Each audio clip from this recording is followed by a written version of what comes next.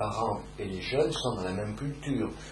Les ados ont un téléphone mobile dans leur poche, les parents en ont aussi, les ados vont sur Internet, les adultes aussi.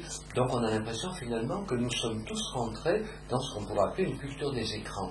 En fait, il y a quand même une différence très importante entre les jeunes et les adultes.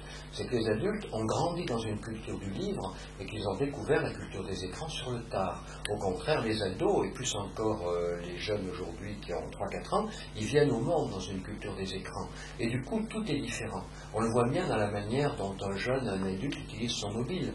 Quelles que soient les performances de son mobile, un adulte l'utilisera toujours à 10 ou 15% de ses possibilités. Quelles que soient les performances de son mobile pour un ado, il l'utilisera toujours à 95 ou 100%.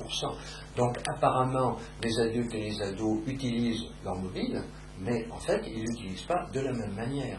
Et si on envisage le surf sur Internet, la manière de gérer des espaces virtuels, d'aller sur Second Life, sur les jeux vidéo, on s'aperçoit que les adultes et les jeunes qui y vont n'y vont pas de la même manière.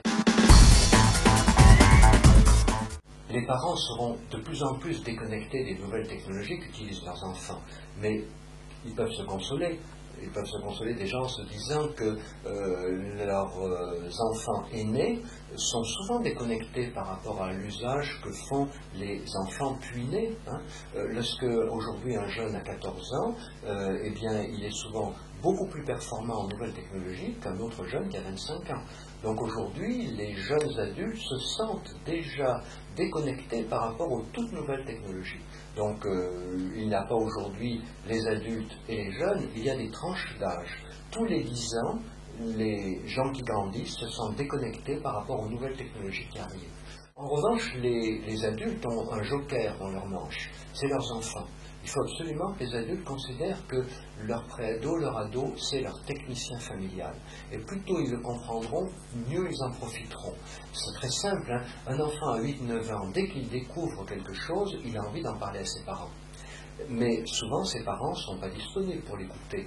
Et après, que fait le jeune? Il se replie sur lui, il prend acte du fait que ses parents ont leur monde, qu'il a le sien, il s'enferme dans son écran, il ne communique plus.